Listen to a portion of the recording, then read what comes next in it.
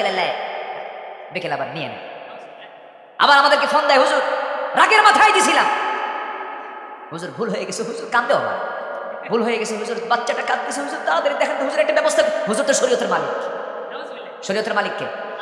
শরীয়ত কার? এত রাগ কেন? এগুলো করা যাবে না। বউকে পিটানো সুন্নতে মুআক্কাদা নাকি? বউকে মারা যাবে? কোন হাদিসে কোথাও পেয়েছেন আমার রাসূল কোন স্ত্রীকে মেরেছেন? কোথাও পাবেন না। আঘাত করবেন কেন?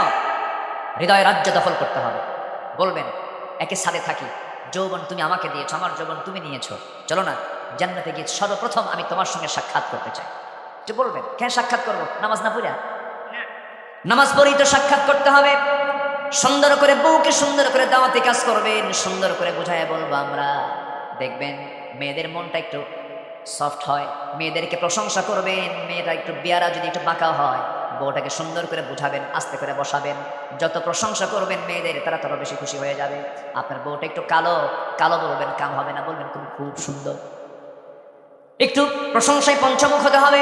সুন্দর করে বলে তাকে সুন্দর করে বোঝায় যদি আপনি বসে আনতে পারেন, আল্লাহর কাসাম দুনিয়াতে এই সম্পর্ক আল্লাহ পাক জান্নাত পর্যন্ত গড়ায় দিবেন। এর জন্য ধৈর্য দরকার। কি দরকার বলেন?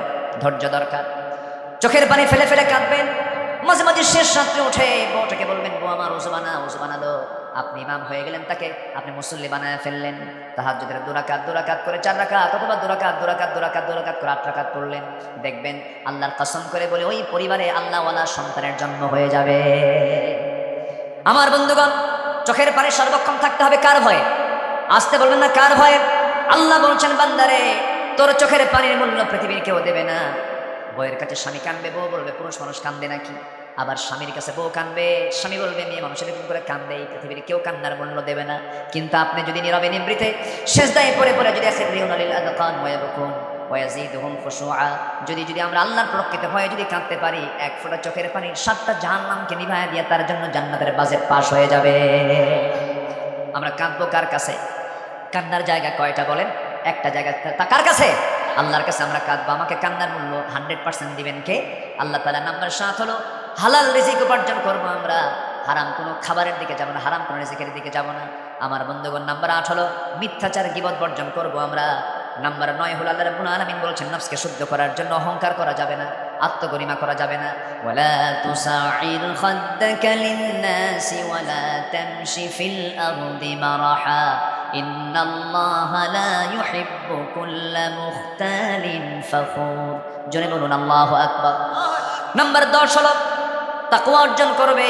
ইয়া আইয়ুহাল্লাযীনা আমানু তাকুল্লাহা ওয়াল তানজুর নাফসুম মা কদ্দামাত লিগাদিন ওয়াত্তাকুল্লাহ ইন্নাল্লাহা খাবীরুম বিমা তা'মালুন। জোরে বলুন আল্লাহু আকবার। তাকওয়া মানে হলো আল্লাহর ভয়। কার ভয় বলেন? আল্লাহর ভয়। ওমর ফারুকের শাসনামলে তিনি রাষ্ট্রের পক্ষ থেকে 1 বোতল তিনি আতর পেয়েছেন। 1 বোতল কি পেয়েছেন? আতর পেয়েছেন। 1 বোতল আতর তিনি পেলেন মিসকে আম্বর পেয়েছেন। মিসকে আম্বর নিয়ে বাড়িতে আসলেন। এটাকে 5 ভাগ করতে হবে। শুধু তার নয়, এখানে 5 জনের অংশ আছে। 4 জন প্রতিবেশী আর 1 জন ওমর ফারুক। আতরটা বোতল করে নিয়ে এসে বউকে বলছেন আমার স্ত্রী 5 ভাগে ভাগ করো। 5 ভাগে ভাগের দায়িত্ব দিয়ে তার স্ত্রী হাতে আতরটা হস্তান্তর করেছেন। কিছুক্ষণ যেতেই বলছেন বউ আমার, আমি তোমাকে ভাগ করতে দেব না, বোতলটা আমাকে দিয়ে দাও। প্রতিবেশীর কাছে গিয়ে বলছেন প্রতিবেশী সুন্দর করে 5টা ভাগ করে 1টা ভাগ তুমি আমাকে দিয়ে দাও। তার অংশের ভাগটা তিনি তার অংশ হাতে নিয়ে এবার বউয়ের কাছে এসে বলছেন আমার স্ত্রী, আমি তোমাকে সন্দেহ করি না, আমি তোমাকে ট্রাস্ট করি, আমি তোমাকে এই যে আতরটা দিয়ে দিলাম, কিন্তু ভাগের দায়িত্ব আমি তোমাকে দিই নাই এই জন্য, কারণ আতরটা হলো লিকুইড জিনিস, তরল জিনিস, এটাকে ভাগ করতে গেলে হাতে কিছু লেগে যাবে, আর সেই হাত থেকে গায়ে লাগবে। আতরের কিছু সুযোগ সুবিধা আমরা বেশি নেই, এটা চাই নাই মনে করে আমি অন্যের কাঁধে ভাগের দায়িত্ব দিয়ে দিয়েছি। যেরকম সুবহানাল্লাহ। এটার নাম তাকওয়া। এটার নাম কি বলেন? তাকওয়া। আল্লাহ পাক এই 10টা গুণ অর্জন করে নফসকে শুদ্ধ রাখার তৌফিক সবাইকে দান করুন। জোরে বলি আমিন। আরো জোরে আমিন। ভালো নফসের বৈশিষ্ট্য হলো খারাপ সমর্থন দেবে না, ভালো সমর্থন দেবে। বলেন খারাপ না ভালো?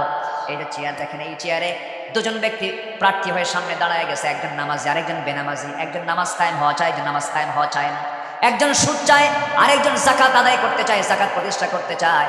একজন চোর, একজন আমানতদার, আরেকজন চোর। 2 জন ব্যক্তির সামনে দাঁড়ানো। এই চেয়ারে বসাতে হবে আপনাকে, আপনি সমর্থন দিবেন। এই সময় আপনার দায়িত্ব আছে না নাই?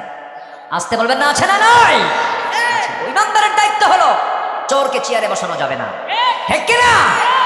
আপনার ইমান চলে যাবে, আমানতদারিত্ব নষ্ট হয়ে যাবে।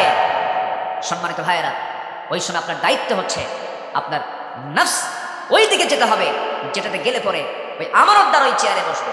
সম্মানিত ভাইরা, ওই চোরকে যদি বসান, চোর যদি চুরি করে, যে তাকে সমর্থন দিয়েছে, ওই চুরির গুনার একটা অংশ ওই ব্যক্তির আমল নামায় যাবে কি যাবে না?